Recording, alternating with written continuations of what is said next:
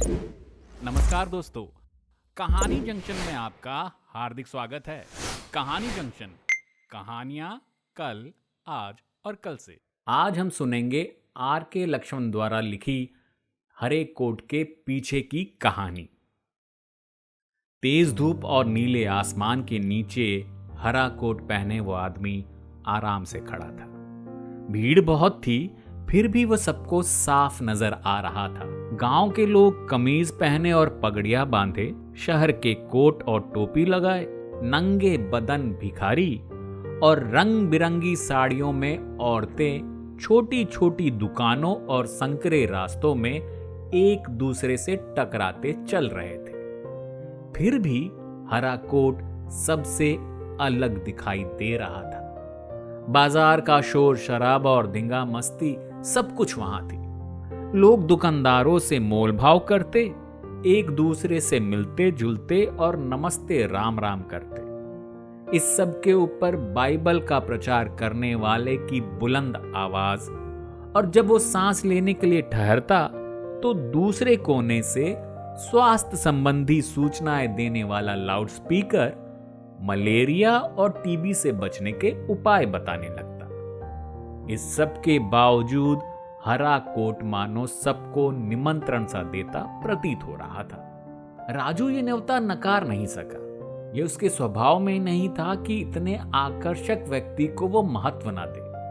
वह भीड़ से बिल्कुल अलग न होता और यह भी जाहिर न होने देता कि वह लोगों में बहुत घुल मिल रहा है। वो जहां भी जाता डरता रहता कि पुलिस उसे पहचान न ले। आज वह ज्यादातर नंगे बदन, सिर्फ एक जांघिया पहने और पगड़ी बांध, जिससे उसका सिर पूरी तरह ढक सा गया था कि लोग गांव वाले उसे किसान समझे। वो घूम रहा था। एक दुकान के बगल में केले के छिलकों के ढेर पर बैठा वह भीड़ देख रहा था। भीड़ को वो हमेशा बड़े ध्यान से देखता था। दरअसल यही उसका पेशा भी था।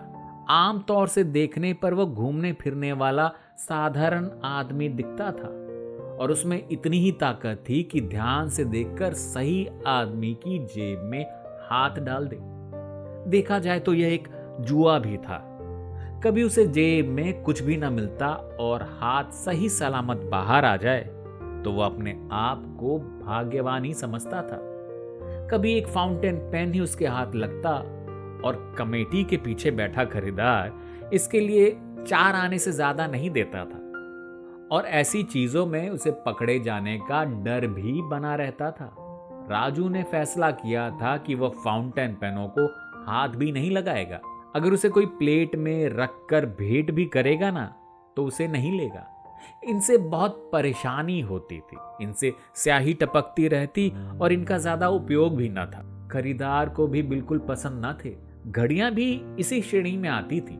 राजू को सबसे ज्यादा पसंद था तो बड़ा सा पर्स जिसका पेट खूब फुला हो।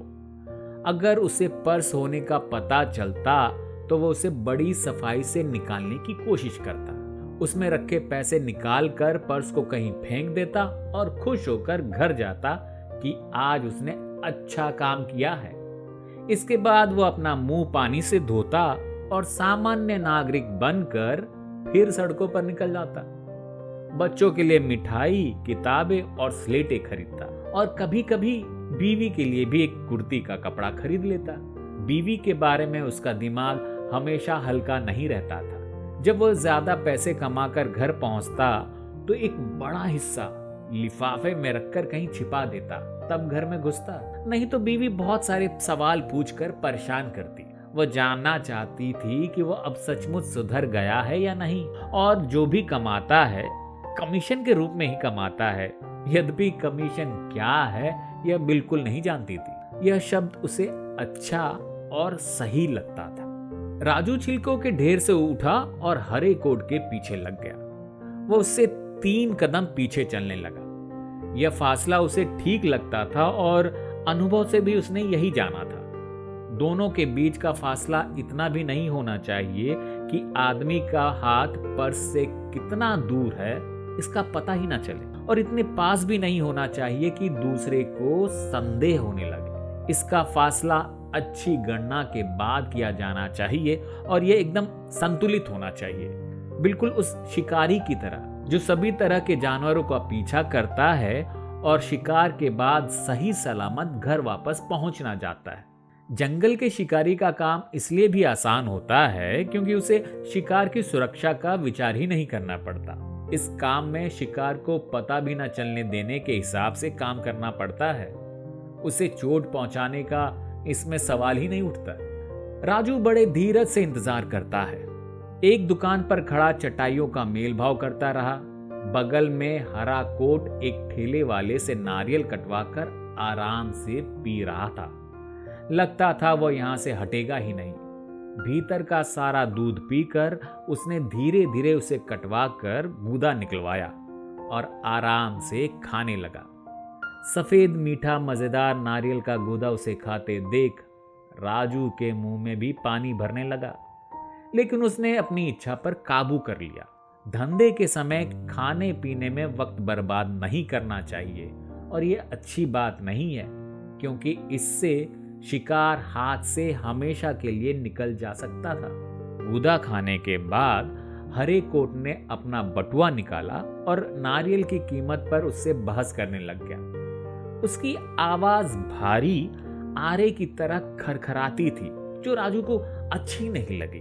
वो चीते की गुर्राहट की तरह थी, लेकिन वह शिकारी ही क्या जो गुर्राहट से डर कर अपने शिकार को हाथ से निकल जाने दे। पैसे के लिए वह इस तरह नारियल वाले से लड़ झगड़ रहा था, यह भी राजू को अच्छा नहीं लगा। उसने सोचा कि क्या घटिया और कंजूस आदमी है, पैसे का इसे बहुत लालच है। जब ऐसे लोगों का बटुआ गायब हो जाए तो ये बहुत बड़ा तूफान खड़ा कर देते हैं। आखिरकार हरा कोट आगे बढ़ा। वो एक गुब्बारे की दुकान पर रुका। बहुत मोल भाव करके एक गुब्बारा खरीदा। यह भी राजू को पसंद नहीं आया। वो कह रहा था, गुब्बारा ऐसे बच्चे के लिए है जिसकी मां नहीं है। मैंने उससे वादा किया है कि गुब्बारा जरूर लाऊंगा। अगर मेरे घर पहुंचने से पहले ये रास्ते में फट जाता है या खो जाता है तो बच्चा रात भर रोता रहेगा और मुझे बहुत तकलीफ होगी। राजू को एक स्टॉल के पास अपना मौका मिल गया, जहां अखबार पढ़ते गांधी जी की मोम से बनी एक प्रतिमा को देखने के लिए लोग उमड़े पड़े थे। 15 मिनट बाद राजू पर्स का मुआयना कर रहा था। सबसे अलग एक टूटी दीवार के पीछे उसने इसे खोला। इसमें 20 रुपए का नोट और 10 रुपए के सिक्के थे। कुछ फुटकर पैसे भी थे। पैसे उसने यह सोचकर जांघिए की जेब में रख लिए कि भिखारियों को देगा। यह सोचकर उसे बहुत अच्छा लगा। मेले के शुरू वाले हिस्से में एक अंधा चीख चीख कर भीख मांग रहा था और किसी को उसकी परवाह भी नहीं थी। आज की दुनिया में दूसरों के लिए सहानुभूति बिल्कुल भी नहीं रही। 30 रुपए उसने अपनी पगड़ी के सिरे पर गांठ बांधकर बांध लिया और फिर उसे दोबारा से ठीक से पहन लिया। इन पैसों से महीने के बाकी दिन आराम से गुजर जाएंगे। 15 दिन तक वो भले आदमी की जिंदगी गुजारेगा और बीवी बच्चों को सिनेमा दिखाने भी ले जाएगा। अब खाली बटुआ उसके हाथ में था। अब उसका काम यही रह गया था कि उसे कुएं में फेंक दे, हाथ झाड़कर साफ कर ले और राजाओं की तरह स्वच्छ मन और इज्जत से मेले में घूमे फिरे। उसने कुएं के भीतर झांका। नीचे थोड़ा सा पानी था। हो सकता है बटुआ पानी पे तैरने लगे और तैरता हुआ पर्स बड़ी परेशानियां पैदा कर सकता है।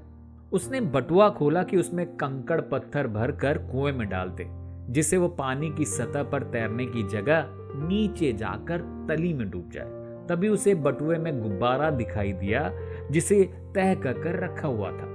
उसे याद आया कि ये गुब्बारा हरे कोट ने अपने बच्चे के लिए खरीदा था और बड़ी देर तक इसके लिए मोल भाव करता रहा था। उसने सोचा, इसे पर्स में रखने की क्या जरूरत थी। बड़ों की इन्हीं लापरवाहियों की वजह से बच्चों को बड़ी परेशानियां होती हैं। उसे क्रोध आ गया और वो कल्पना में देखने लगा कि दरवाजे पे खड़ा बिन मां का बच्चा पर पिता जब जेब में हाथ डालता है और पर्स नहीं मिलता, उस पर गुस्सा निकालने लगता है। इस कल्पना से वह सहम गया। मांहीन बच्चे की स्थिति का विचार करके राजू जैसे रोने सा हो आया। बच्चे को वहां सांत्वना देने वाला भी कोई ना होगा। अगर उसने रोना शुरू कर दिया तो हो सकता है ये गुंडा उसे पीटने लगे। इसकी शक्ल से यह हरगिज नहीं लगता कि बच्चों की भाषा जानता होगा। राजू ने सोचा कि उसके दूसरे बेटे के बराबर का होगा। उसका मन दया से भर गया। मान लो मेरी अपनी बीवी चल बसी, अपने पैसे उसे छुपा कर रखने पड़ते हैं।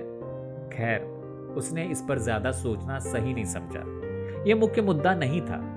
यदि पत्नी ना रहे तो उसे अफसोस बहुत होगा और बच्चों को प्रसन्न रखने में भी बहुत कठिनाइयां आएंगी। उसने फैसला किया कि माँहीन बच्चे को यह गुब्बारा मिलना ही चाहिए, लेकिन कैसे? उसने दीवार के पीछे से झांक कर देखा। भीड़ काफी दूर नजर आ रही थी। गुब्बारा वापस तो किया नहीं जा सकता। यही किया जा सकता कि उसे पर्स में फिर से रख दिया जाए और फिर पर्स को चुपचाप हरे कोट की जेब में डाल दिया जाए। हरे कोट वाला बाइबल का प्रचार करने वाले के सामने लगी भीड़ को देख रहा था। वक्ता जोर शोर से भाषण दे रहा था। उसके सामने गोला बनाए लोग सवाल पूछ रहे थे। तुम्हारा ईश्वर कहां रहता है? उत्तर सुनने के लिए सब चुप हो गए। राजू हरे कोट के पास पहुंच गया।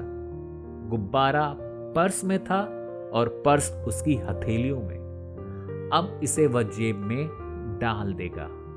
हाथ हिलाते ही राजू को अपनी गलती समझ आ गई। हरे कोट वाले ने उसका हाथ पकड़ लिया और चिल्लाया, पॉकेट मार। सवाल पूछने वाले ईश्वर की समस्या भूल गए और राजू की तरफ घूमे, जो खुद चिल्लाने लगा था, मुझे छोड़ो। हरे कोट ने झपट कर उसे जोर से चाटा मारा। इस चोट से राजू जैसे अंधा ही होने लगा। एक क्षण के लिए वो भूल गया कि वो कहां है और यह भी कि वह कौन है। आंखों के आगे से जब अंधेरा कुछ कम हुआ और धुंध कुछ छटी तो उसने आंखें खोली और देखता है कि हरा कोट उसे ही नहीं, सारी दुनिया उसे घेरे खड़ी है। वो दूसरा वार करने के लिए तैयार हो रहा था।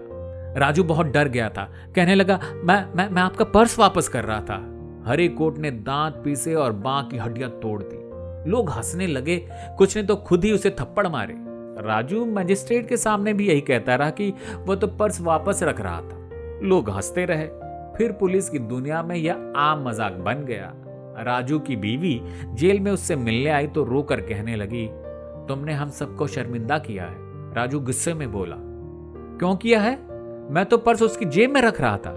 18 महीने की सजा काट कर जब वो वापस पहुंचा तो सोचता रहा कि अब उसे क्या करना चाहिए। उसने खुद से कहा, अगर अब मैं कभी फिर से जेब काटूंगा तो वापस हरगिज नहीं रखूंगा। अब उसे विश्वास हो गया था कि ईश्वर ने उस जैसे लोगों को एक तरफा सफाई ही प्रदान की है। ये उंगलियां निकाल तो सकती हैं, वापस नहीं रख सकती। ऐसे ही कहानियों का आनंद लेने के लिए चैनल को आज ही सब्सक्राइब करें और बेल आइकन प्रेस करना ना भूलें।